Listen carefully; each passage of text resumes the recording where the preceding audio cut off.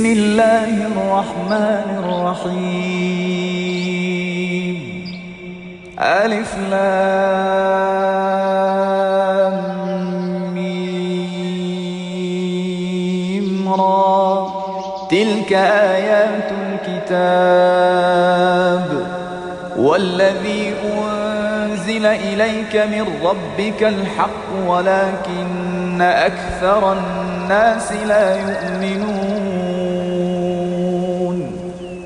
الله الذي رفع السماوات بغير عمد ترونها ثم استوى على العرش وسخر الشمس والقمر كل يجري لأجل مسمى يدبر الأمر يفصل الآيات لعلكم بلقاء ربكم توقنون.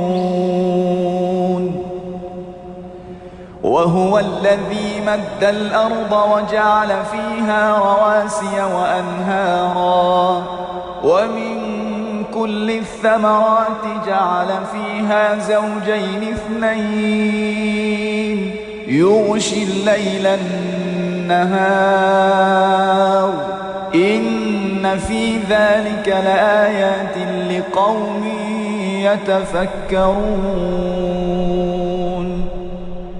وفي الأرض قطع متجاورات وجنات من أعناب وزرع ونخيل صنوان وغير صنوان يسقى بماء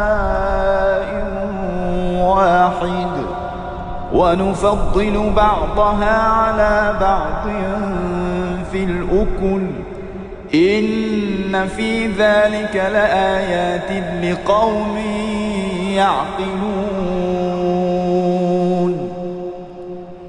وإن تعجب فعجب قولهم أإذا كنا ترابا أإنا لفي خلق جديد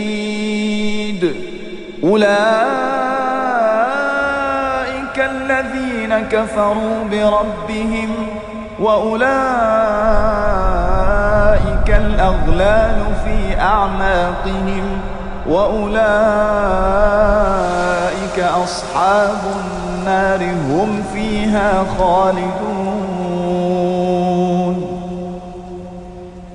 ويستعجلونك بالسيئة قبل الحسنة وقد خلت من قبلهم المثلات وإن ربك لذو مغفرة للناس على ظلمهم وإن ربك لشديد العقاب. ويقول الذين كفروا لولا أنزل عليه آية من ربه إنما أنت منذر ولكل قوم هاد. الله يعلم ما تحمل كل أنثى وما تغيض الأرحام وما تزداد وكل شيء عنده بمقدار. عالم الغيب والشهادة الكبير المتعال.